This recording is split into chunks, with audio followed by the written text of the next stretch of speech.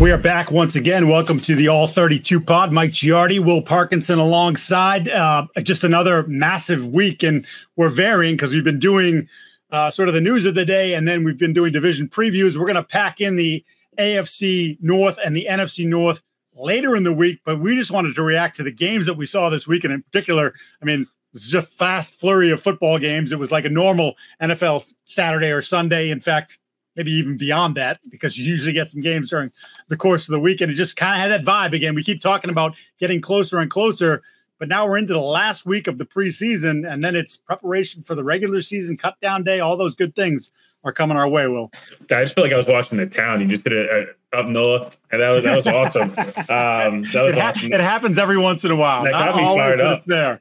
That got me fired up. Yeah, no, it was awesome just in getting kind of back into like during the weekend, nice weather out, and had football on, and like it was a cool energy. We have a lot to talk about. Obviously, as you mentioned, we'll get into some of the divisional previews. We'll hit two divisions at once, on Wednesday, but want to make sure we kind of get into this regular season mode here. We're coming off a big weekend, a lot to talk about. We want to make sure we hop right into it.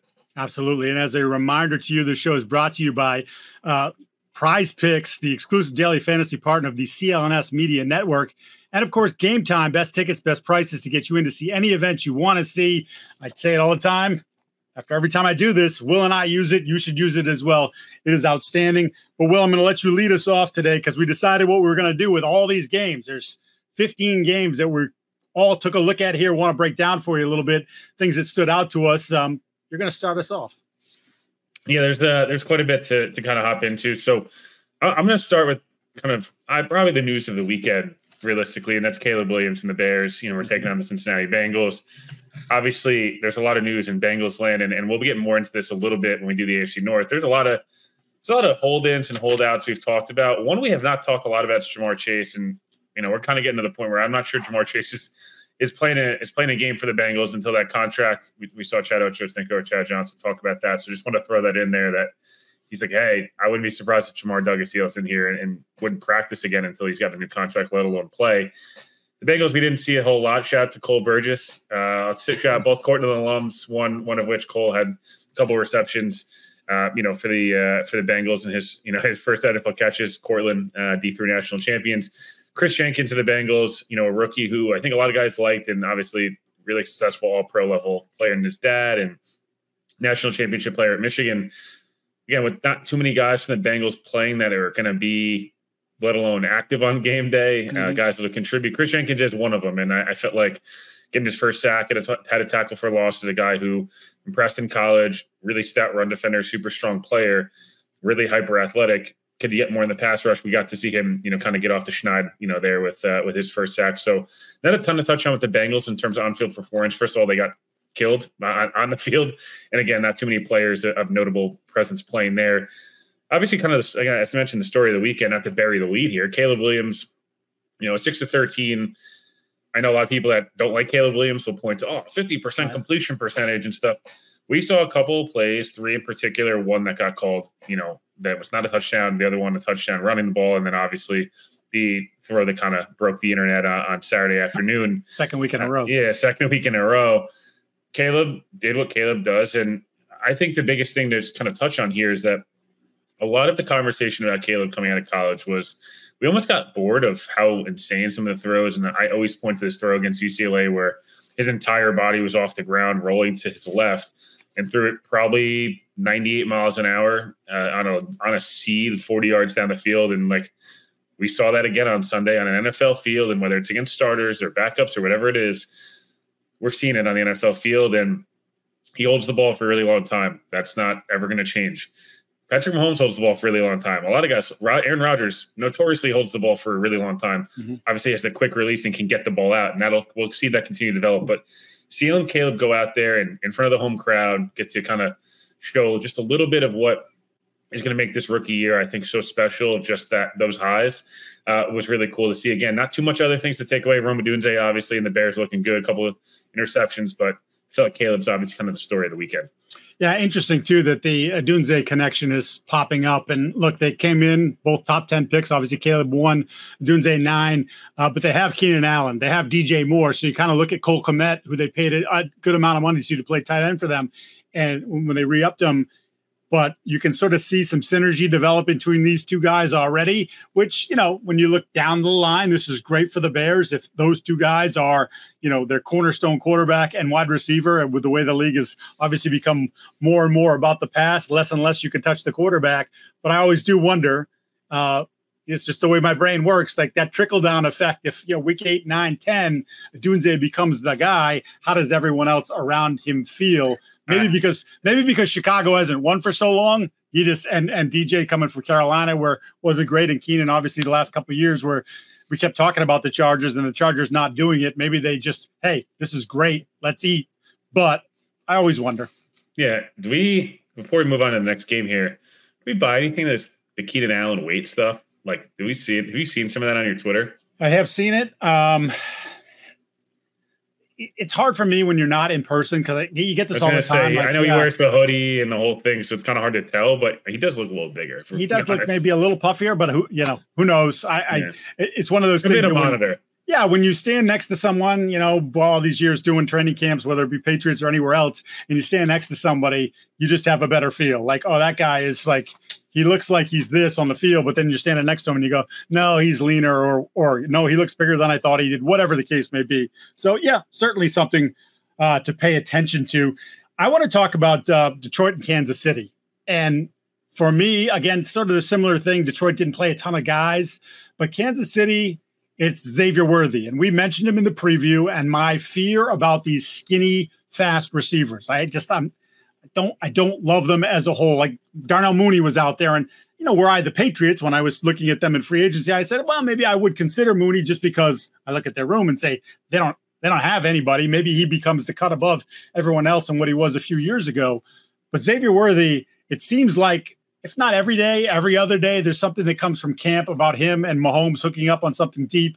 And then you saw it in the game where, and I think this is going to be key for him, don't keep him stationary. Get him moving, motion, and we know that Andy and Matt Nagy, who's his offensive coordinator in title only, as Andy calls the plays, they'll want to get guys moving like that, and to have someone with that sort of speed get it going before he actually turns up the field. And they're trying to be a little bit more careful with that, right? The league is saying they're watching that more because we've seen more and more guys coming in motion and already starting to turn up field before the ball is snapped. But to get him and his legs going with that speed, it's really going to stress the defense. Make Rashee Rice better, obviously create more space for Travis Kelce. We'll see. But I'm already starting to hedge a little bit on how I felt about Worthy coming out. And, again, he'll have to take the contact, and that'll be a big thing for me, is one of the reasons why I don't like it. You're going to eventually run a slant, and someone's going to stick their helmet between your rib cage or stick it in their sternum, and that's, does he get up? Some bigger guys can absorb that, keep playing. He's 165 pounds. Will he? I don't know, but there is an element to this I think leads to the potential for some great excitement if you're a Kansas City Chiefs fan. Yeah, no, I'm 100% on the same page. Obviously, the play of the weekend outside of Caleb was the Mahomes behind the back pass, and it's kind of comical and it's awesome to watch. And it's, even if you don't like the Chiefs or don't like Mahomes or whatever, you can appreciate how insane that is. The Chiefs have taken an interesting approach, which we've seen across the league. Either we're playing absolutely nobody, which is probably two-thirds of the league, and the other third of the league is saying we're playing everybody and we're playing them a quarter, a half, whatever it may be. So it's been an interesting approach from the Chiefs. Andy Reid said he's always believed in that.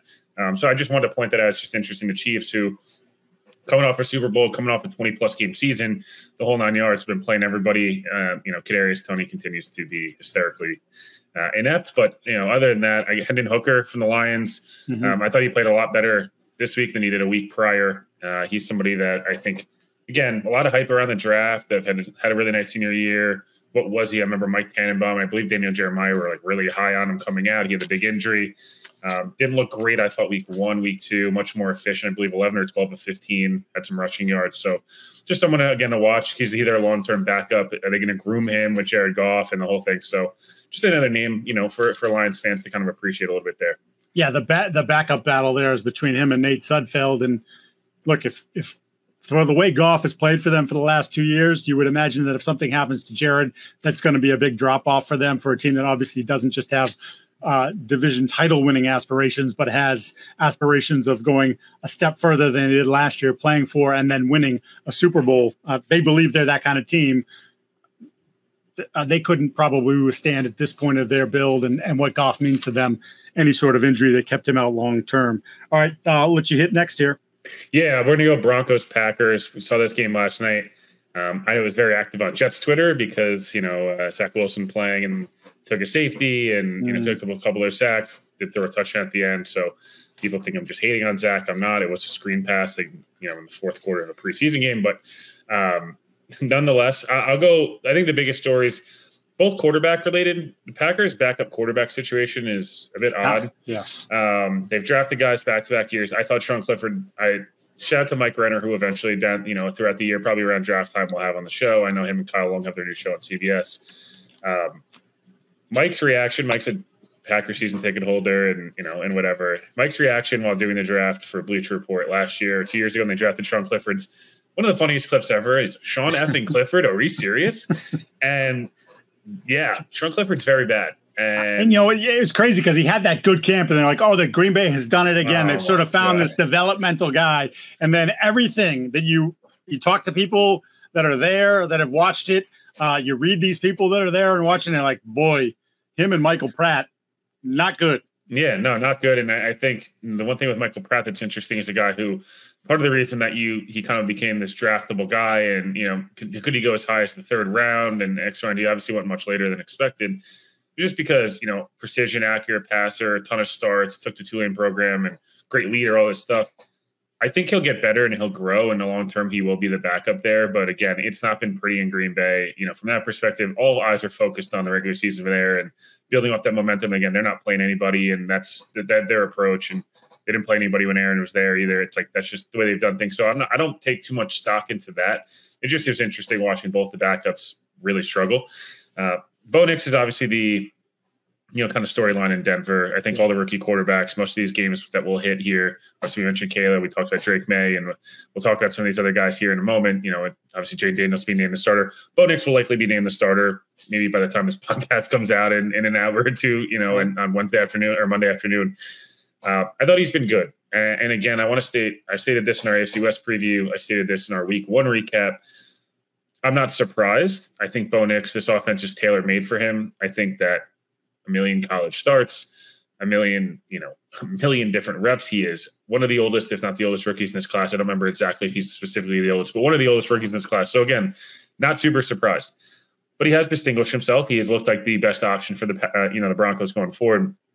I would temper the expectations with Bo Nix. It seems like we're getting a little out of whack here, where, I thought, Nate Tice did a really nice breakdown on him and just saying, like, hey, he uses athleticism to pick up a first down, but he missed multiple guys in a mesh concept that, like, for a guy that's got 50 college starts, should be hitting. So he's likely to be named the starter. He's obviously the number one priority in Denver.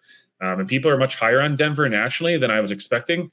But those are the two things, quarterbacks on either side, I felt like with a story of, last night's game.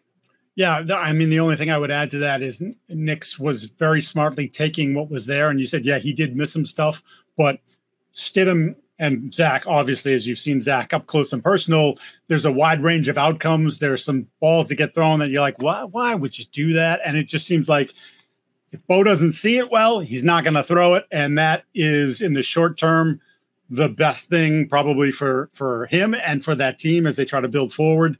Eventually he's going to have to push the ball down the field. Eventually he's going to have to let it go a little bit. You're going to have to throw into tighter windows. Like, I think that's always a hard thing for some of these quarterbacks when they come out, because sometimes their programs, and obviously Oregon was pretty dominant the last couple of years, where, it's the Marcus Mariota thing, where the windows are so huge in college, and then you come to the pros and the windows are minute, but that's open, and you have to be able to put it there accurately, and you have to put it there on time. And that's, I think, part of the learning process for him. But it does feel like he has moved ahead in that race. And I guess Zach, maybe though, based on the way people have talked the last week or so, playing a lot better, and that maybe there's a case for Zach versus Stidham as the backup.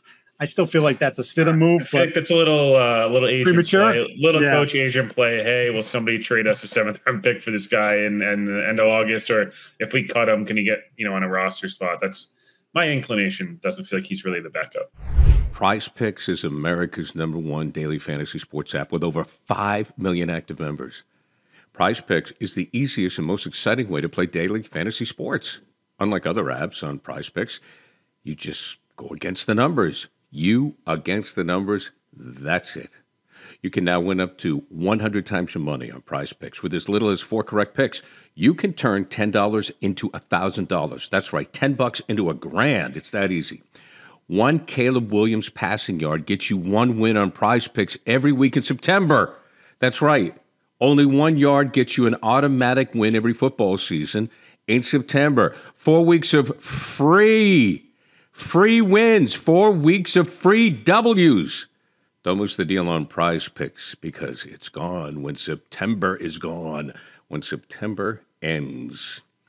Prize Picks is the best way to win real money this football season. Which players are going off, which ones aren't.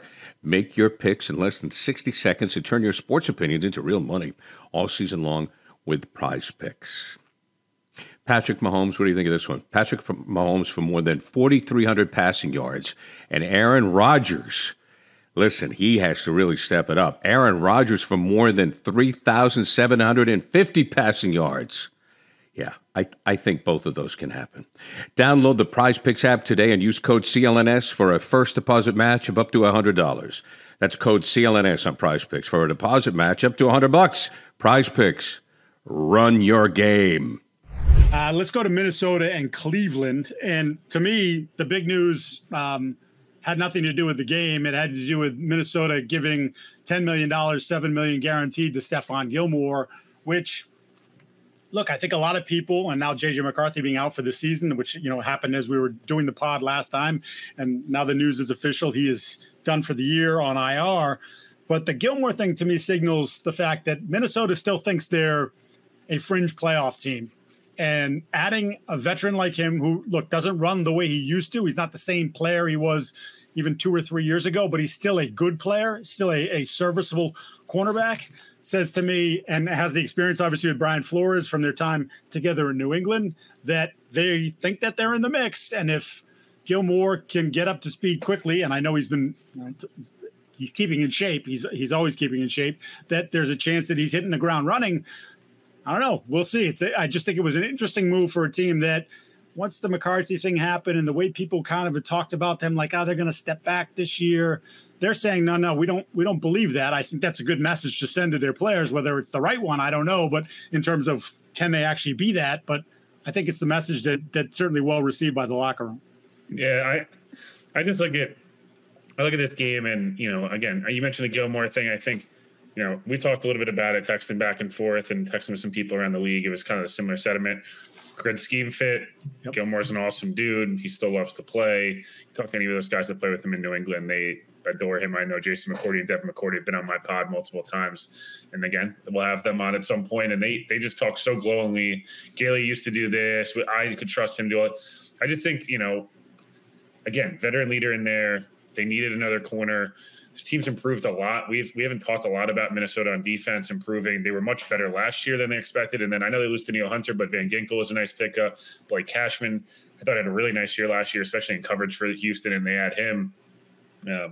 I just think that this unit and this team, if Sam Darnold can at least be okay, solid, and eliminate a little bit of the highs, but a lot of the lows, which again, that's part of Sam's game. It's a lot of Ryan Fitzpatrick, backup quarterback, Josh Dobbs, all that stuff we'll probably talk about here in a moment. But that's just kind of what I look at there. The only other things in this game, and there's not a ton, I just look at, Tyler Huntley somehow almost made a Pro Bowl a couple of years ago, and that was kind of a joke, but he was pretty awful. And Nick Mullins kind of is who he is. Jaron Hall, last year got a chance to start. As a rookie last year, was a guy who, hey, we have a little Zach Wilson PTSD from a BYU guy, but what's going to happen?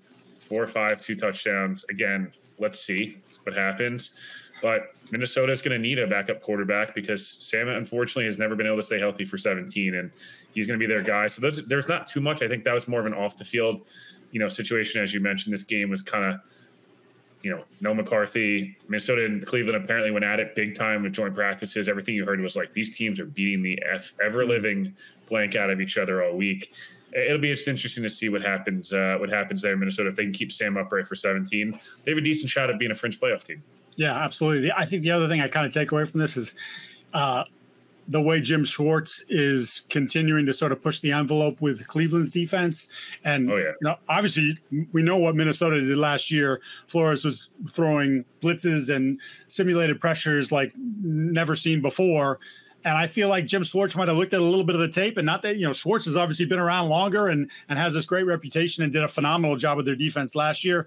But they throw a lot of stuff at Minnesota. And I'm curious if that's something that, he trusts as they go into the season, because I don't know if there's another level for their defense to get. They were that good last year. In fact, you normally would think there'd be a little bit of regression here, but maybe this is his way of sort of, adding something to the mix and maybe getting the guys again. Hey, we got a little something different. Last year was great. This is a little something different that we feel like we can use and create more pressure for you guys and create more turnover opportunities. So that's interesting to me. No, 100%. I'll move to Baltimore, Atlanta. Again, some of the news was off the field, from this situation. It was cleared up today. Raheem Morris spoke with Kay Adams during the Up and Adams training camp tour about the reasoning. They announced Michael Penix will not play the rest of the preseason. Neither will Kirk. Raheem talked a lot about injury prevention, getting all the reps in practice, these joint practices. They have a big team scrimmage coming up, in the next week, and how that's where he feels like the reps are going to come from for Penix. They don't want to risk anything. I took that in two ways. They obviously have a lot of confidence, as we've mentioned, with Penix in terms of on-field ability to get out there and he could play right away. I think that was the biggest appeal of Penix to a Giants, to Minnesota specifically, who, from all reports, were desperate to go up and get Penix in the draft. It's almost slightly weird that they're so concerned about him getting hurt as a backup quarterback. And again, I'm not saying they're wrong. I just think that was the biggest knock on Penix coming out of the draft, was he's 24 and has both ACLs and both shoulders, and they're already concerned about him getting hurt in a preseason game. I think they hinted a little bit of if he's not going to play with the starters, we don't want to play him because we don't want to risk it, which does make total sense. Again, it was just an interesting quote. I thought it was, I just found it interesting. Raheem's obviously a young guy. He said, coaches don't get mulligans. We got to prevent these guys from getting hurt. And again, I like the thought process. I just raised my eyebrow, but it was oh, you're already concerned about Penix potentially getting hurt if he's already your backup. That's kind of interesting that you're concerned about more of your backup than I don't know. I just went back and forth. Did you take anything away from that? And I'll just hit on a couple of the Ravens points. Well, it just ties into the weirdness of drafting him in the first place, right? Now you're treating him as if he is a starter. And what does that say about Kirk, who you invested all that money in? What does it say about the decision to spend the money on Kirk? And then you're already in this mode where, we have to protect him too. Very interesting. And look, he's been, as we said, he's been excellent by all accounts. So what you saw, the little that you saw of him, looked very good. Yeah. But I think all those kids need to play. He's not, comparatively speaking, he's not a kid as compared to, say, a Drake May or a JJ McCarthy. But I do think you need those NFL reps. I hate to go back there, but I have to. The Drake May 6 snaps in the opener made no sense, and then they let him play in the second game, and it's he can do some things. Well, yeah, you know what? If you had played him maybe in the first week, maybe you're already a week further along in this process of him feeling better and more comfortable with what he's doing, as opposed to now, hey, he looks better. The decisions are coming quicker. Yeah, you let him play. You reminded him he's good at football, right? Yeah. And I think, not that Michael Penix, not that these guys don't know it, but sometimes it's nice to go out there and show it. And that is interesting to me. The other thing I will say quickly, Roger Rosengarten, who I really like coming out, looks like he's going to be the starting right tackle for Baltimore. Baltimore has made a habit over the years of drafting very well and finding guys that have become impact starters for them right away. And feels like Rosengarten's about to be the next in a long line of picks that you go, they got him where? They got him in the second round? All those teams let him get by? That's how it feels to me. No, they got back on the winning track. Obviously, historically, under Harbaugh, they've been just insanely good in the preseason. Yep. Josh Johnson, legend of about 15 NFL franchises, perfect 11 of 11. Emory Jones, undrafted rookie, interesting. Went 7-9 at 100 yards and a touchdown. Just something to mention there. Long term, do they view him as someone that can potentially stick on the roster? Other than that, Dayton Wade had obviously the big 56-yard touchdown. It's hard to take too much else out of there. Malik Cunningham Cam. I found it interesting that he's, obviously now he's a playing receiver. He was the Louisville, he's a Louisville quarterback who actually did move to receiver. Yes. That played for the Ravens, but had a couple catches. So yeah, and again, nothing too much out of Baltimore. I think status quo. They're going into their, they always seem to win the preseason, and it's fun, and they seem to develop guys without getting anybody hurt. So, and also the other news: Mark Andrews was involved in a non-serious car accident, I believe, on Friday. Nothing really there, obviously, to hit on, thankfully, any further. But just that was some Ravens, news over the weekend that came out off the field. Let's do San Francisco and New Orleans next, and I have to stick with quarterbacks. Right. First of all, Brock Purdy without his guys looked like he wasn't, we know he's a great fit for the system. And when you call someone a system quarterback, some people get very upset about that. Well, he's a great fit for that system. But that system relies on having some playmakers around him, and what they rolled out this weekend was not that. They didn't have his guys, and it kind of looked that way. He looked rusty. Josh Dobbs comes in, and Josh Dobbs, I think, led 3 scoring drives, and making a case to be the backup quarterback there. It's Josh Dobbs has been on about 47 teams here. He says, we were joking before he came on the air, he's becoming the Josh Johnson of this.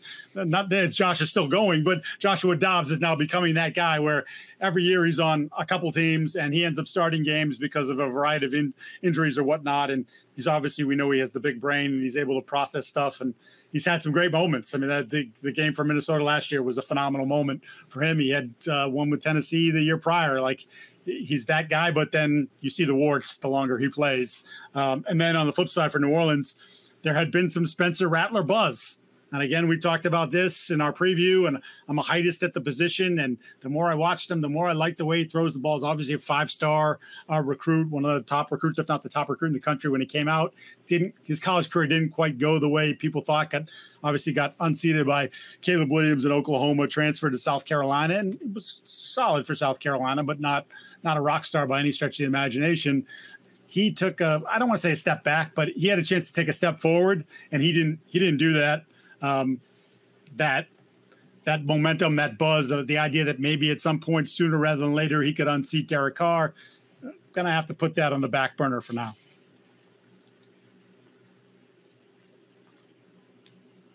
I almost unmuted myself. There we go. No, there's. I was like, hey, you're talking, but I don't. No. There's always, Jacob Cowing, for San Francisco, 4th-round pick. Yep. Had a big game. 60 plus, total yards, 4 catches, had the big carry as well. Banana shot there. Obviously, we'll see what happens with Brandon Ayuk, and obviously day by day, there's different reports, and it's been a little quiet. So you kind of always makes you wonder, is that going back to the negotiating table and hammering out one way or another, Pittsburgh or San Francisco. Although I'm not sure if I'd want to go to Pittsburgh if I was Brandon Ayuk watching the way they played. And we'll get to that game right after this. But for sure. Other than that, I guess kind of a under the radar shout out, Rejon Wright, 5 tackles, tackle for loss, 2 passes deflected, young player trying to make the roster. So, again, you mentioned Rattler. Wasn't great. We'll see what happens. We'll see how much time he gets there. Carr did play, obviously, in this game, went 7-9. So we'll see how much Rattler plays, in week 3. Again, you mentioned the Dobbs thing. Of course, now my entire timeline is Josh Dobbs better than Purdy? No, he's not. I think sometimes we get a little ahead of ourselves with Brock Purdy, and other times I feel like we're making it seem like as if he's not a good football player. He obviously is. Next game, I'll move to. I mentioned Bills Steelers. I'll get to that one now. Man. I would say that the most toxic discussion right now in the NFL on social media is probably Justin Fields still, and it's just incredibly entertaining in a sense of, for months I was told, pretty much from September until I guess about April when Caleb Williams was drafted, a large portion of the Bears fan base and fan bases around the NFL, they should trade back and keep Justin Fields and run it back because he wasn't totally terrible last year. Justin Fields throwing a ball and, off somebody and catching it and then throwing it again in the whole 9 yards and the late 4th quarter stage of a preseason game is not telling me that even the Steelers are super high on him. I think that, a lot of the sacks and some of the missed throws, their excitement, the ceiling of Justin Fields is certainly higher than Russell Wilson. You'll get stuff that Russell Wilson simply can't do at 26 or 36, let alone could probably even have done it 26. Athletically, obviously Russ was an incredible player, but the Steelers are kind of telling you that they think Russ is better right now, and Russ has been terrible as well. And I think the situation in Pittsburgh is bad. I think the even more concerning part is Broderick Jones was arguably the worst player on the field on Saturday or Sunday, whatever, Saturday night. And that's a problem. These Steelers, then lose, Nate Herbig, probably for the season. They lose Jalen Warren to a hamstring, hopefully ready for week 1, but a grade 2 pulled hamstring to me indicates that's maybe more like week 2 or 3. He's coming back. Defensively, we know what they are. They're a little older, but they're very good. We know they're going to be well coached. We know they're going to be in every game. They're going to play really hard against good teams. They're going to beat up on the bad teams so Mike Tomlin does. And we'll get to them in the North preview on Wednesday. On Wednesday, but man, quarterback and offensive line look really, really bad. And even with Brandon Ayuk, I've mentioned this in probably the first episode we ever did. I think Brandon Ayuk makes them better. I think he just makes San Francisco a lot worse than they are, as more than he makes Pittsburgh with this current quarterback and O-line situation any better. So I'd be really concerned if I was a Steelers fan. Their ceiling to me is not very high because their floor is really high, but I don't know that their ceiling is very high, with the current quarterback situation, the way it is. The two biggest notes, and we hit on it a little bit, Matt Milano, obviously likely they're out until at least December. Knowing Milano, he'll try to come back in October and we'll see what happens. But losing Poyer, losing Hyde, who were both over the hill, but they were elite communicators. They kind of got everyone organized. Losing Matt Milano for Buffalo is probably outside of Josh Allen, their best player, or at least one of their most important players. I just don't think it's an easy fix. Teron Johnson, all these guys are really good on Buffalo's defense. They're still good, but no Leslie Frazier now. It's Sean McDermott's, defense again. And now you lose your 3 play callers on defense. That is tough, let alone what Milano does in coverage. We've seen it over the years, games against Miami, the Jets, et cetera. It's so good in coverage. That's obviously a huge, huge deal, and I don't think they can be overstated. And from a positive for Buffalo, James Cook showed last year he's a really good back. Ray Davis was awesome. There you go. I loved him coming out. I loved him in the Senior Bowl. I remember, good friend of the show, Connor Rogers, mentioned how much he was like, this guy is going to be awesome. Just trust me. And, he's been that. He was really good on Saturday. And so positive for Buffalo, no injuries outside of Milano, I guess, and, Ray Davis for Buffalo. Yeah, Ray Davis was the one other than the quarterbacks that I saw at 8 carries, 58 yards, nearly scored a touchdown. He's like a bowling ball. I mean, the power, but there's the shiftiness to him at that size, and he's low to the ground. And it's just a great compliment, I think, to James Cook. And look, under Joe Brady, when Joe Brady took over for Ken Dorsey last year, they want to, and that I don't even know if that's a Joe Brady thing. That's a Sean McDermott thing. And Sean McDermott had feuded. I put that in air quotes, but had traded some barbs with both Dorsey and prior to that Brian Daboll about the kind of team he wanted to be. And they're an outdoor team, Buffalo in December and January, the wind's blowing sideways. So they have this guy with this unbelievable arm and athleticism, and it's all built around him.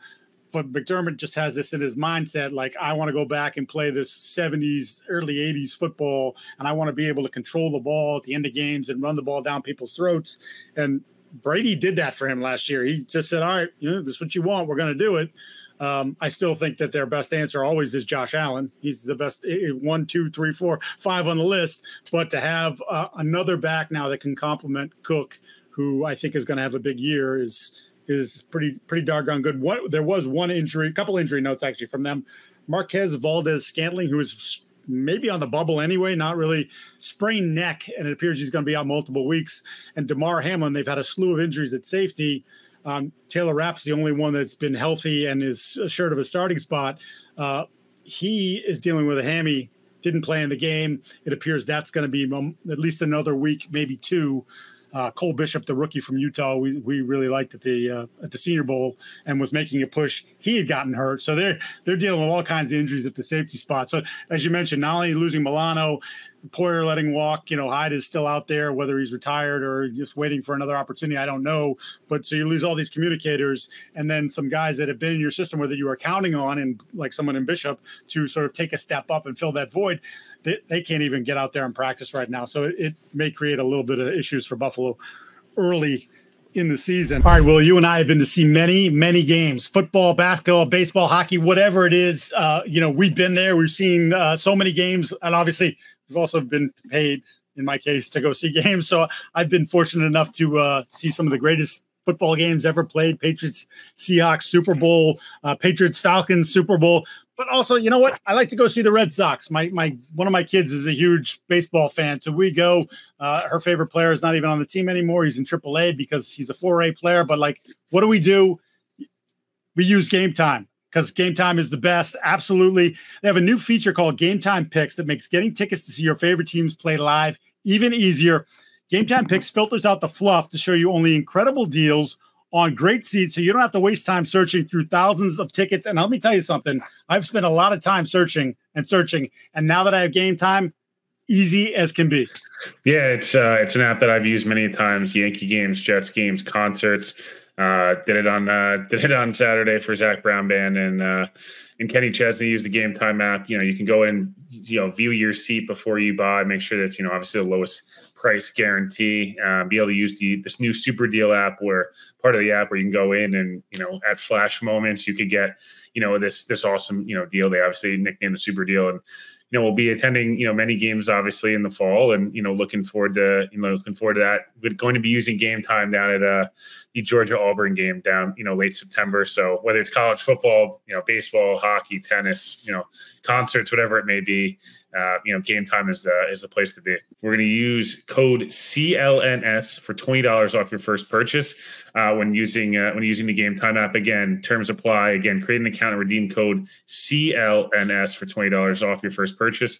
Download the Game Time app today. Last minute tickets, lowest price guaranteed. Now let's do next game, Tennessee and Seattle.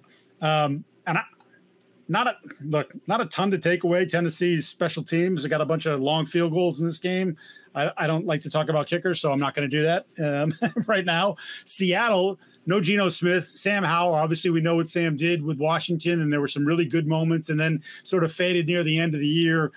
Did get benched, and then Jacoby Brissett somehow got hurt in practice, and Sam Howell had to play the last game. Howell's slinging it all over the place, and he has sort of. Is he Ryan Fitzpatrick too? Yeah, is he a poor man's Taylor Heineke, Ryan Fitzpatrick? Are they a poor man's Sam Howell? I don't know. However you want to mix it up, but like he just sort of has that mindset where, all right, I'm gonna put that ball there. Go get it. I'm gonna put it. It's a 50-50. I'm gonna trust you to make the play. It looks good when it happens, and then when it doesn't, you go, well, why did you throw that? You don't have the kind of arm to do that. But I just thought it was interesting that how loose he played. And I still wonder there because of, the trade chip that they gave up to get him. If Geno gets off to a slow start, how quickly they give the hook and put Sam Howell in there. Yeah, this game's tough. It's a lot of guys we've seen in a lot, Mason Rudolph, Malik Willis in the quarterback spot.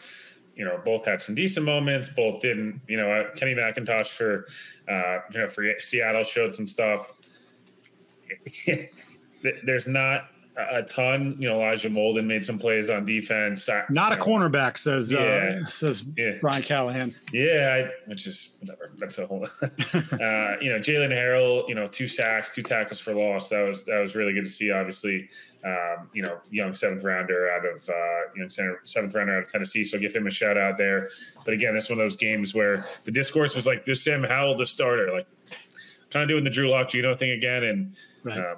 Again, I think we always have to remind ourselves it's preseason, but a lot of these guys, part of what makes them rosterable every year and competing for backup spots is it's a lot of this. And right. Sam Howell is no exception, a guy who I thought could go number 1 overall going into that senior year and falls to the 4th round. I thought he was not impressive at the Senior Bowl, and then last year had some good moments, some bad moments. So, again, a guy to keep your eye on, but I think Geno's very much still a starter out in Seattle and very much should be. Yeah, worst places to go if you're Seattle, just in terms of like, you know what, maybe we can get some more out of Geno, and if we can't, we have someone who's played games in the NFL, won some games in the NFL. Again, whether he's the long-term answer or not, gives them at least, as they think they're going to be competitive this year, gives them a bridge if they have to into the offseason next year. Let's go Giants Houston now. We're I think we're over please halfway. I think we're at least halfway through these games now. I feel like Chris Berman on SportsCenter. This is awesome. I wish these games mattered. I think I'll start in Houston. One kind of nice story. John Mechie, big day. I believe it's 6 for 67 or 8 for 87. I don't know. I'm dyslexic. I may have misread what he did. But watching that game, he's a guy who obviously, had a lot of health stuff coming out of the draft. He's worked his way back now. He's fully healthy. He is very much, was always going to be kind of more of a slot guy. But, it's a really loaded receiver room with Diggs and Dell and Collins and even Robert Woods. But, John Mechie as your 4 is not a bad place to be, and he's shown some nice stuff. I thought, the Texans have taken the approach of playing their starters, and another team that's gone out play their starter CJ and Stingley, and Stingley obviously had a big pick, and Jalen Petrie pick 6 and all these different things. Again, I'll get to in a second. Why I'm not quite as impressed is just because of what happened, but. I just feel like it's been an interesting approach from Houston. Interesting offseason. They debuted the new uniforms. I thought that was always an important takeaway in the preseason, but. Yeah, I just Mechie was a guy who stood out to me, and I was obviously quite impressed. What he was able to do from a Giants perspective, highs and lows. I thought I'll start very positively because I think there was some positives. I thought the offensive line looked better. I thought the running game looked a little bit better. I thought Malik Neighbors, outside of one play which he hot dogged a little bit, tried to catch with one hand, and I know he got his arm barred a little bit, but they didn't throw a flag, and it looked like he dropped it. Again, going back and watching it, he was getting held, so I had to bite my words a little bit on that one, but it felt like live. I'm like, dude, get a second hand up. As somebody that used to always do the same thing, and Malik Neighbors did, and a lot of times it worked, but when it didn't, it would immediately get pulled from games. It was interesting, but then obviously makes the insane, toe tap, back shoulder, great throw from Daniel Jones, if we're being honest. I thought Daniel Jones' resolve, for what I'll get to in a second, was impressive. I thought the end of the second quarter, I'm like, you know what? They went down, got 10 points, led the touchdown drive, got way more efficient as the game got on, started making better decisions. I will say, was very much like, okay, that's kind of what you're looking for. The first 3 drives were abominable, horrible, bad to watch. Even the decision, okay, yeah, it's a throwaway go ball. It's a horribly placed ball, and that's going to get picked every time in the NFL, in college or in high school, and that's a bad ball. Bart's got me at this point, and again, I get the concept of it, hey, you can't take a safety and throw the ball away there in the end zone because then they get the ball back, and you get in trouble for that. That's all well and good, and I fully appreciate Bart. He's obviously very smart and played in the NFL a long time. That said, when you're a guy who your biggest crutch is health and decision-making when things get a little frazzled, you're getting frazzled this early in this year and week 2 of the preseason, and you're throwing just abominable, should have had another pick that got dropped. It was really ugly. And I think the worst thing for the Giants this year is Daniel Jones to just be okay. He's either got to be 2022 where hey, we could build around him, or what he basically was on Saturday and suck. And then you move on. So, again, I don't want to be all doom and gloom. I don't think the Giants season's now over and Daniel Jones is totally screwed. But that was really concerning that in year 6, I think that's right. Yeah, year 6, you're still making these choices of in a preseason game, that's what you do in your own end zone. Take the safety, throw the ball away, get the ball out of your hand quicker, do anything but what you did there. And that was just tough to watch. Geez, man, they're getting steamrolled already. Having spent some time around Brian Daboll over the years, not only when he was an assistant in New England, but then when I was working at the NFL Network and he was in Buffalo and to the Giants, we know that he has a hot temper. You mentioned that on the Hard Knocks, this offseason Hard Knocks. It's actually obviously been a topic of conversation in the New York media for some time now. I just want to know what those conversations are like. Does when he's watching the film with Daniel, or even not whatever, when he first I would imagine he wants to just strangle him. That's just, we put a lot of resources into you. Now we gave you this piece and Neighbors, we didn't, we looked at replacing you. We couldn't make that trade. We get Neighbors for you. Let's, there's you're better surrounding people around you. Let's make this work. And for him to play like that has got to be incredibly frustrating, Will, but I would also say a little scary. Right, because now you have to, I know they brought in Drew Lock and he had the injury or whatever, but you're okay, if this goes sideways fast, how soon do we pull the plug on? Like, I just think those kinds of performances in a preseason game, they have to trigger these sort of like, if this, then this, then this, then this, and then I'm probably putting my place up for sale because we're probably going to be out of a job. Like, that's just, and to your point, like him being 17 touchdown passes and 8 to 10 interceptions, 11 interceptions, and rushing for 450 yards and completing 62% of his passes, and they go 8 and 9, 7 and 10. That puts him in a spot where, like, well, I don't know. Can you convince yourself that one more year, or and then you've won some more games, and now you're further back in the drafts, and then it's a little harder. It takes a little more capital to move up, and your roster is far from perfect to begin with. Like, it's just, I would imagine that there was a little period there where, like, oh boy, we're going to do this again. Yeah, it's tough. You watch, it's like Daniel Jones was 11 of 18, 138, 2 interceptions. Definitely not 2 touchdowns. No. But he started 2 of 6 with 2 interceptions. That should have been 3. And you're like, okay, well, then he finished 9 of 12, for 120 yards. Like, that's where it's tough, where it's like, okay, if you're a Giants fan or you're looking for positivity out of Daniel Jones, you're saying he finished, the second quarter was so much better. He looked so much more composed, making much more big boy throws. Let's build on it next week. But it's so hard to get that first 6 throws out of your head. And it's like, anybody watching, anybody looking is just like, geez, man, like, it's embarrassing. It goes viral. Then it's like you send everyone into a full spin there. It's like some of the Giants guys looked really good, and that's great. But season's going to come down to the quarterback, and we'll get to it when we do the NFC East. But I have serious doubts he can get them to where they need to be. All right, let's stay on the quarterback train with Miami and Washington. Both Tua, who got 1 series and was 5 for 5 and looked crisp as hell, even though he didn't have all his pieces. Shout out Brock Purdy, like a little bit different there. And then, of course, Jaden Daniels, who was officially named the starting quarterback here. We're taping this on Monday. He was named Monday morning as a starting quarterback. Not that surprises any of us. I think the moment they drafted him, we knew that it was built for him, unless he fell on his face, that he was going to be the starting quarterback. But he looked really good, too. And the thing that has impressed me about him so far is that smooth, the ability to throw the ball down the field. Like, that wasn't just an LSU college thing. Like, he's, at least thus far, he's brought that to the NFL. It looks so easy for him, and he has such perfect touch on those throws. It's, as someone who still likes it when teams throw the ball downfield, having had to watch the Patriots for the last couple of years up close and personal, where they couldn't push the ball beyond 10 yards down the field without something disastrous happening to it.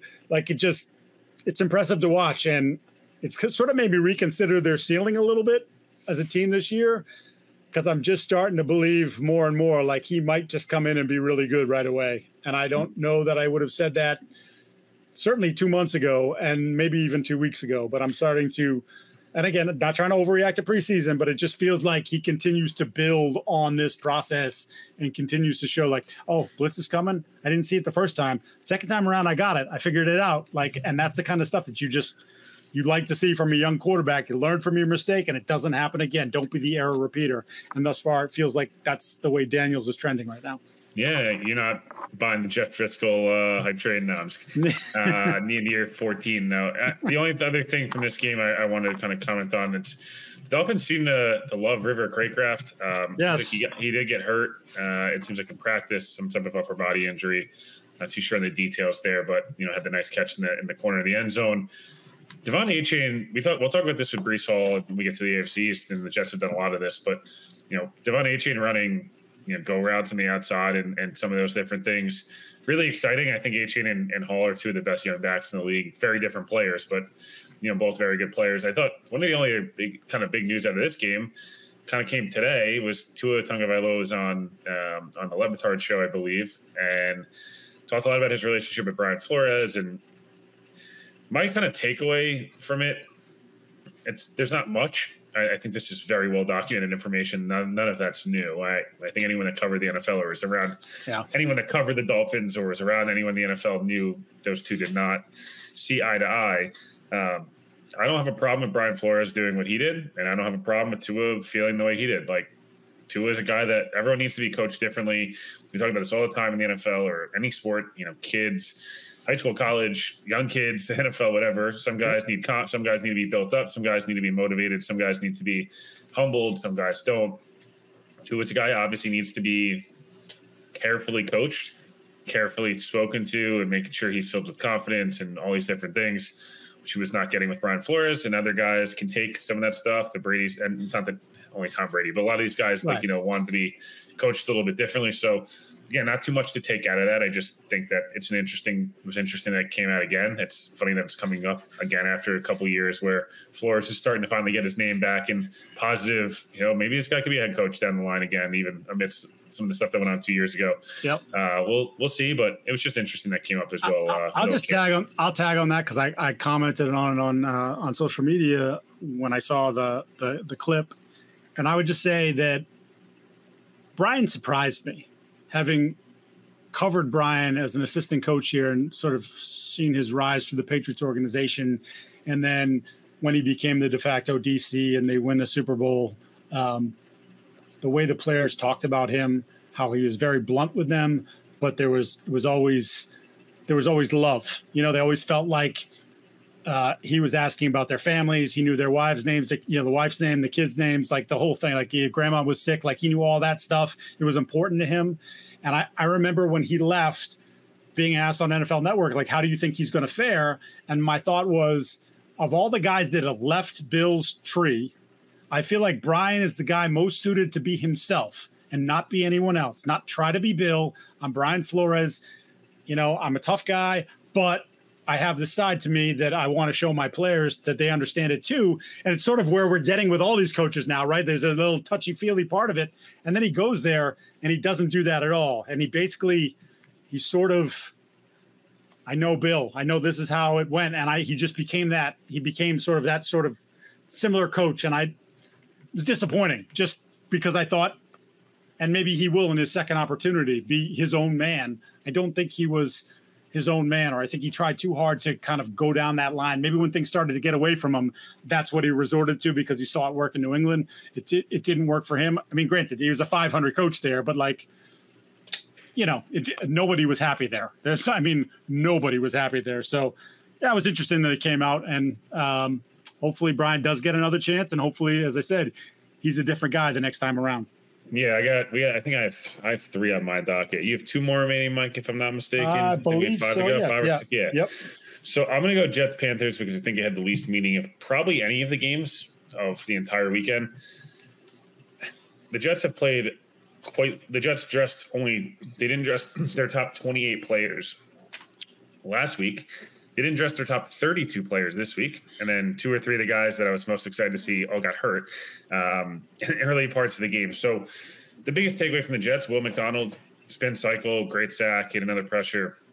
He's a guy who, amidst all this on Reddick stuff, Will McDonald was the 15th overall pick in the draft last year, and they let Bryce Huff walk, who they hope he can step into the Bryce Huff role. He's had a really up and down camp in terms of start off. I was at the first pad of practice, and I'm like, geez, man, I don't know. Didn't put on any weight. What do we got here? And as camp's gone on, he's starting to build confidence. He had a really nice week against Washington, really nice spin move. Didn't play great against Washington, but had a couple of really nice moves. And it was like, teams aren't in just quick game. Like, he's going to get home. Bill's on a really nice week in Carolina. It was kind of quiet, but didn't, had a nice week in Carolina. And then has this unbelievable spin move, which is his patented move. The biggest thing for Will McDonald going forward is going to be he's got an A++ level spin move, both spinning inside, spinning outside. And if he's got extreme bendability, if he can master one other move, one counter to that spin move, he's going to have a chance to be a really nice pass rush in this league. I don't know if he'll ever be a full 3-down player. I don't know if he'll ever be this dominant edge that everyone kind of wants, but he's got a chance to hit a lot of quarterbacks a lot of times. And again, if he can just find that one, he's got shown it a little bit, but if he can show, maybe take some of that Bryce Huff ghost dip rip move that Bryce has mastered. He should be watching that on loop. Got watching that on loop, and he should have seen it in person last year and whatever, or hit a different, hit a swim move, hit the same type of counter to that spin. He'll be in a good spot. I thought for Carolina, again, there's not a ton. Terrace Marshall had a nice week. He's a guy who I liked a lot coming out of college and has not really been any of that guys. And then Dylan Johnson, the rookie, had a really nice day. I think 18 carries 83 yards, and finished with a touchdown. It was a really weird end of that game where, like, the Jets were kicking field goals. Brandon Codrington, the Jets, undrafted DB, was returning every punt and kickoff for like 60 yards, and then they would settle for 3, and then the Panthers couldn't score at all. There was a million penalties. Again, nobody of significance really played. And then Dave Canales just like ran the ball with 10 seconds left, down 2 touchdowns. It was really weird. But regardless, he had a nice week. So, again, not too much to take out of that game, but Will McDonald's probably the most important player that played. And I thought had the best night in terms of like he needed that badly. And again, today in practice, we're talking 36 hours after that game. I believe had 3 or 4 sacks today in practice. Got Aaron Rodgers twice in one play, which I don't know how that's even possible, but he did. And again, that's probably the biggest takeaway from Jets Panthers. I'll just give a shout out to third round linebacker out of Kentucky, Trevin Wallace, who had 4 tackles in that game, but also had an interception of A-Rod during the joint practices. And just, he's a guy that I was intrigued with, right? I think there's some question about his overall football sense, but there's no denying the athleticism and the want to, like he wants to be great. So nice to see him sort of just, develop here a little bit, have some momentum as he goes into the final preseason week.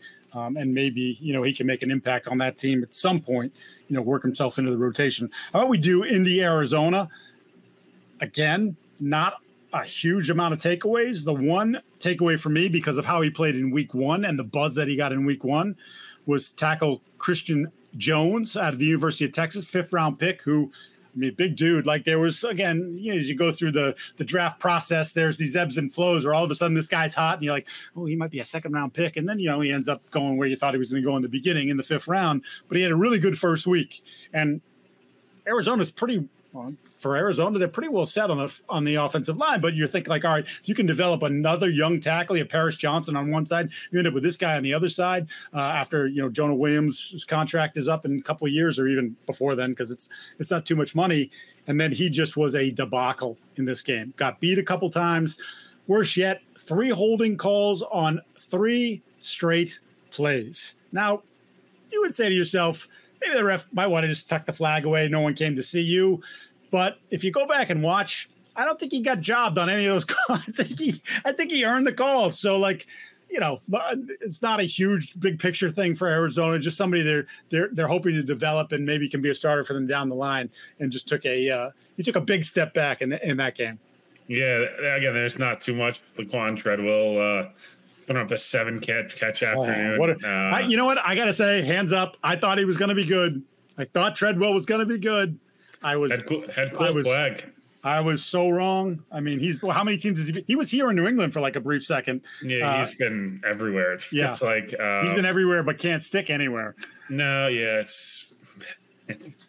it's tough. Cam Thomas, 2 sacks. He's a guy, obviously San Diego State, 2 years ago, I picked in the 3rd round. He had 2 sacks, on the day. He's a guy who I had high hopes for. I'd written a lot about the Senior Bowl and, was pretty excited about him. He had 3 sacks in his career, last year and the year before, and he had 2 on Saturday afternoon. So, again, just a name that maybe, the Cardinals could get something out of. They'd feel obviously pretty good about that. I think you're up. Yeah, in terms of where do I go? I got 2 to go. I'll go Cowboys Raiders because why not, frankly? And we'll save the Mac Jones talk for right at the end, just to really make sure any Patriots fans listening have to listen all the way through. When it comes to this game, again, I think from the Cowboys' point of view, it's a lot of the off the field stuff. And again, I know it's the boring answer, but it's just the truth that their 3 best players are all in contract disputes. It's a huge problem. And again, I don't think it could not be a huge problem quite quickly here. It seems like kind of unexpectedly, Dak had a lot of positive remarks about where he thinks they're at contract wise, which if anything, I thought that's the one that wouldn't get done this year. I'm not sure that it behooves Dak to not just say, we're not going to move forward with the contract because I can get to free agency, unrestricted free agency again. And, so many teams are going to get quarterbacks. Someone's going to pay me $65 million. We'll see. But, again, CeeDee Lamb and Micah Parsons, obviously. Trey Lance played a lot. I was interested, I guess, by that. He played pretty much the entirety of the game. And he's not very good. And I'm trying to be kind about it. But at least he's getting some reps and, I guess, getting better, theoretically speaking. This seemed like he's had a very good training camp and a guy that, Interesting player, I guess, and obviously a former top 3 pick, but has had a rough go of things. A lot of similarities different in the Zach Wilson camp, and the guy that I don't know if he's really should be on a roster, but because of draft pedigree and stuff, maybe he will stick. But he played a little bit, and then kind of the biggest storyline outside of a couple other guys of the weekend was the Raiders, and it was a little weird pregame. It felt like Devontae was going to suit up because I felt like everyone was suiting up for the Raiders, and then Devontae doesn't suit up, and the Raiders they got smoked, and Gardner Minshew gets named the starter, and some weird comments from Antonio Pierce of yeah, we wish it was going to end well for both guys, and it's just not, and we had to watch the tape, and they end up naming Minshew. I don't get naming Gardner Minshew the starter. I guess the floor is higher. But the thing for me is Aiden O'Connell is a guy you drafted and played a lot last year, and I just want to continue to see Aiden O'Connell play and say, hey, man, if we get him enough reps, could he be a legitimate swing backup guy for us? Could he maybe be a fringe starter? Or can he get us enough reps and stuff? And again, I know Minshew's the fun, kind of drunk uncle type of, guy, and Aiden O'Connell's more of your boring cousin. But I'm not so sure in this, situation, hanging out with your boring cousin might not be, who's your age, might not be a little bit better than hanging out with your drunk uncle. I just feel to me, I don't really get it fully. And again, I'm not saying O'Connell's the answer by any means. I'm just thinking to myself, at least he's a homegrown guy who's in his second year, as opposed to Minshew. We know exactly what's going to happen. They're going to win some games they're not supposed to. They're going to lose a bunch of games because he's just not very good. And I saw some reporters saying, oh, Gardner Minshew sucks. I wouldn't say he sucks. I think he's just the definition of you know what you are. And again, a lot of off the field stuff, but this game was what we kind of expected. Yeah, I was a little. Look, actually, I shouldn't say I was surprised by it, because reading, the reports daily from camp with the Raiders, you got the sense that O'Connell looks very much the same guy he was last year. The hope that he was going to take, at least, again, athletically he's limited, that he was going to take another step forward or a slight step forward. Doesn't appear like that's happened at all. And so you invest this money in Minshew. I don't even know. This is maybe Minshew sells tickets, sort of, kind of, you know what I mean? Just the buzz of, what's Gardner going to do? And he is this fun character. And Aiden is someone that nobody really knows. And he seems, as you said, just like this boring cousin of yours. But I think we talked about it earlier. I could see them just being an absolute train wreck this season.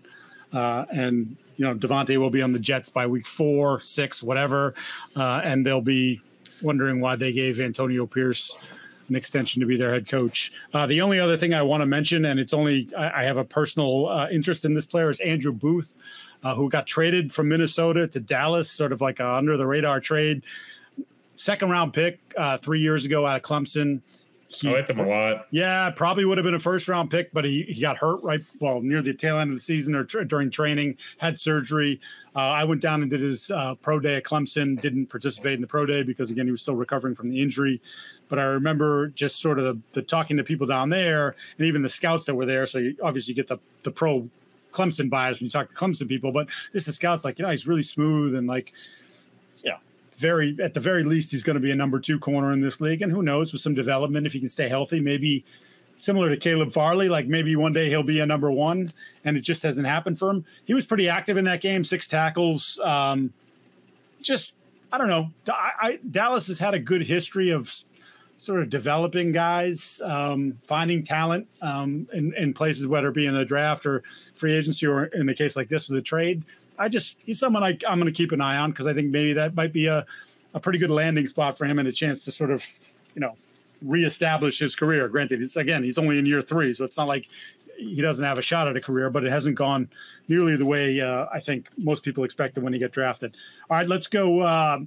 Let's go to the Battle of Los Angeles, the Rams and the Chargers. And hey, stop me if you heard this before. I'm going to talk about the quarterbacks. And I'll start with... You're not going to talk about Cortland and Long Island legend, national champion J.J. Lapp catching a 50-yard touchdown? I'll let you do that. Because I know how important that is to you. Easton Stick will make a throw during the course of a game, as he's played, obviously, because Justin's been hurt in previous years, or in a preseason game. And you go, all right, like that's an NFL quarterback. He's got NFL quarterback tools. Can he be more consistent? And the answer is no. He cannot be more consistent. He was, I don't want to say train wrecky, but that was an ugly performance from him. Performance from him. And I will say this: Jim Harbaugh said very simply, "We need to see improvement from Easton." That was his quote after the game. We need to see improvement from Easton. And look, the injury from Herbert, as you mentioned, I think in our last pod, is this going to be something that just because he rested, it's going to be fine? He's not going to have any more issues. Like this is, you quell it now and he'll be good to go when he rolls into the season? Or is this something that's going to linger and maybe cost him some games at some point during the season because it's not healed? That means that Easton Stick right now is the guy. And, the Chargers have been this sneaky pick. Like everybody thinks, they finally got a good coach. And even though they lost some of their talent and some of their talent in other spots is older, that they're going to be a playoff team. I mean, you want to talk about just totally blowing that out of the water. If Easton Stick has to play, more than a quarter here or a quarter there, I mean, that's the case. Either that or Harbaugh is just going to turn around. He's going to run on first down, second down, and third down, and then punt. Yeah.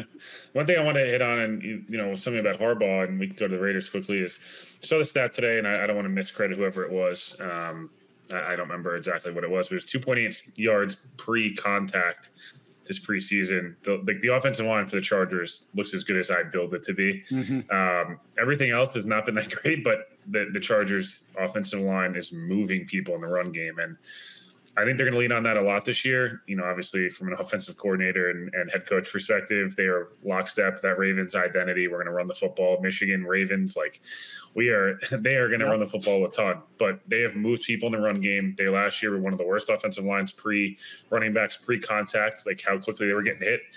This year, against 2 preseason games, let's not make too much of it, but that's one takeaway. It's from positive, the offensive line looks legitimately very good. Again, preseason, but let's see. And then the flip side for the Rams, Stetson Bennett goes wire to wire again in this game. And Jimmy Garoppolo is being paid to be he's not getting paid a lot, but he's supposed to be the number 2 quarterback. But, of course, he's suspended for the first 2 games. So they're getting Bennett, who basically missed all of last year. Plenty of work here. Went wire to wire in one, went wire to wire here. He is – obviously there was some improvement. He threw 4 picks in the first game. He looked a little bit more comfortable. He made some big boy throws in this game, but to me, I don't know how you go into weeks 1 and 2 without Garoppolo as Stetson Bennett as your primary backup. Because as we know, Matthew Stafford has had the injury issues. In fact, is dealing with a hamstring right now, and sort of you're getting mixed messages on when it was, it's no big deal, and now it's like, well, we don't know yet. So I don't know if they're going to have to comb the waiver wire or make a trade for somebody, before cut down day, just to feel a little bit more comfortable about that spot, even if, again, it might just be for 2 weeks. But it does feel like they're because of the suspension and because of how far Bennett has to come, they're a little bit behind the 8 ball at that spot. Yeah, the last game I kind of want to hit on here, and again, I'm just shouting at JJ because Cortland receiver catching a bomb game. Very cool. Touchdown. Very cool. It was awesome to see Cortland guys, kind of all over there. We'll finish in Jacksonville and Tampa Bay. There's a couple of things we'll hit on here, and I'll kind of leave you to hit on Mac more so. I thought Mac looked a lot more like the rookie in the beginning of second year Mac Jones, who just played comfortable, confident, was making throws. He had a really nice seam ball, obviously touchdown, and just efficient, accurate. Obviously 16 to 23, 200 plus yards. 9.1 in attempt, 2 touchdowns. The couple guys in Tampa Bay I want to shout out, before we get there, because other than that, from Tampa Bay perspective, there's a lot of Kyle Trask, and we got some Bucky Irving. I know you were mentioning him, in our previous pod. Cody Thompson had a nice day. Jose Ramirez, 3 sacks, pretty damn good. Yeah. 6th rounder, I believe, a year ago. So, an interesting name, to watch there. Other than that, from a Jags perspective, not a ton. Austin Tremwell had a nice day, obviously. Saw some Tank Bigsby. I love Tank early in his career at Auburn, and he just got kind of worse and worse, it felt like. And good to see him at least playing. We'll see if there's anything there, obviously. Again, as I mentioned with Mac, making too much of it, no, I don't want to. But I do want to say, he was never as bad as he looked the last 18 months, and he was never maybe as good as he looked the first 18 months. He looked good the other day, and I will say, and I I know Patriots fans probably won't want to hear this, and I don't know if Jets fans will agree with me or whatever. If Trevor Lawrence misses 2 games, the Jags will be okay. For 2 games, I think Mac will be able to figure it out with Doug P and some of the talent around him. What's your take on Mac as we kind of wrap this, for our first Monday recap pod? Yeah, it was interesting. I was texting with Andrew Callahan of the Boston Herald, and he was watching last night, and he was, for whatever reason, he was watching the Tampa Patriots game from Mac's rookie year. So Brady coming into Foxboro, the rainy night, the whole thing. Mac completed 19 straight passes in that game. And it was, okay, there were checkdowns, but it was also just like smart reads, well-placed footballs, like that, obviously not pushing the ball a ton. But I remember as you went through the first 3 months of that season and then training camp, so 5 months, whatever it was, being like, they're in a pretty good place. Like he definitely has a ceiling as an athlete and a ceiling as an arm, but I thought, he'll maybe he can make his arm 5% stronger. Like that's not crazy to think, and like give that a little bit more juice and some balls and outside the numbers, the deep comeback routes, things like that. And obviously the narrative is it went downhill starting in Buffalo when they won the game in Buffalo in the storm, but he only threw the 3 balls.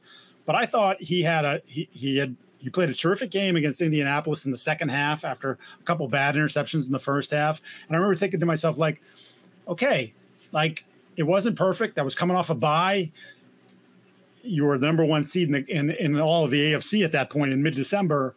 But like, I like the bounce back. I like the fact that he was able to go into the locker room and sort of settle himself. He had Josh McDaniels, obviously, as his offense coordinator, and walk him through it. But like, he played much better in the second half and had him in position. And in fact, Dante Hightower and friend of the pod, Devin McCourty, one of them, I still don't know which one, missed a run fit, and Jonathan Taylor took it 55 yards to the house. And then the comeback was over. That was late in the game.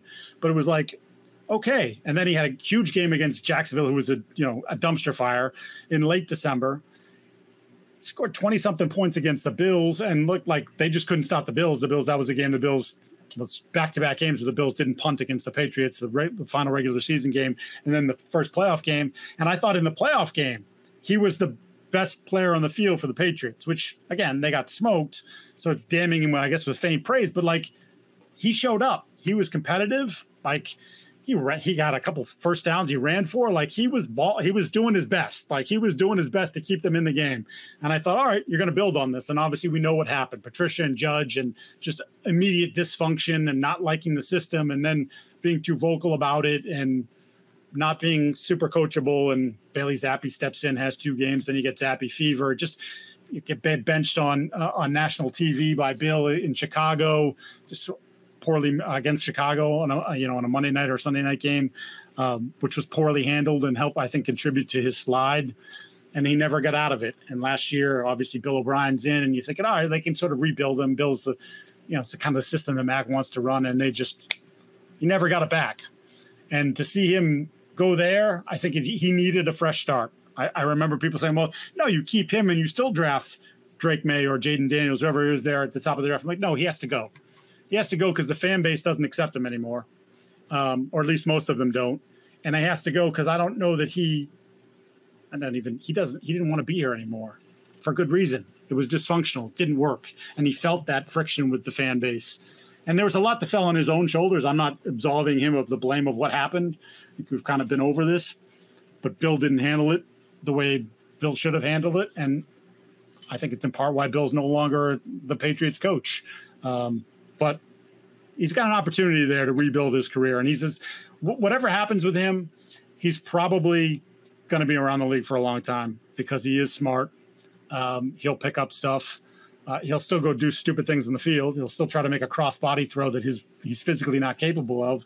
But, like, if he settles into that, the understanding, like Jacoby Brissett right now, Jacoby knows what he is, right?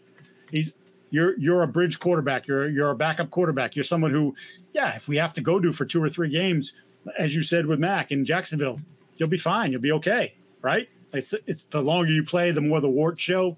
So I think he's got a chance to be in the league for 10, 12, whatever years, if that's what he wants, if he wants to accept sort of this is who you are, and that first 3 months wasn't really a true representative of you, but as you mentioned, the last 3 months weren't either.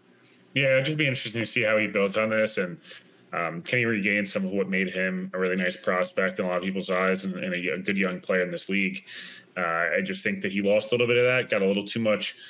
We don't talk about it too much, but he got a little too Baker Mayfield-ish, where like you're not quite that athletic, buddy. You're not your arm's not that quite that big, but that's not why anyone thinks you're a good player. Like there's no need to do some of that. So we just sped through 15 games in an hour and 10 minutes, which I find pretty impressive.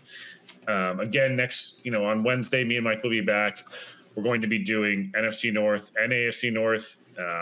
If there's things you want to DM or comment on the pod and tell me and Mike, hey, we like this. We want you guys to keep doing more of this. The show's evolving. The show's, we're 6 episodes in now, which has been awesome. Or 7 episodes, I believe. So, it was fun doing our first recap. I feel mentally exhausted, but well, it's so funny too, because just with the nature of preseason, you see all these quarterbacks and it's like, oh yeah, him. And then you're like, I admit I'm hyper focused on quarterbacks at all times, because if you don't have a good one, you're in a world of hurt. Yeah. So SOL. It's big time. As always, we thank you for listening.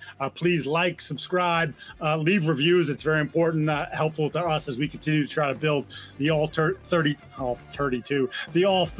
pod. As he said, see that the fatigue finally hit there at an hour and 10 minutes into the pod.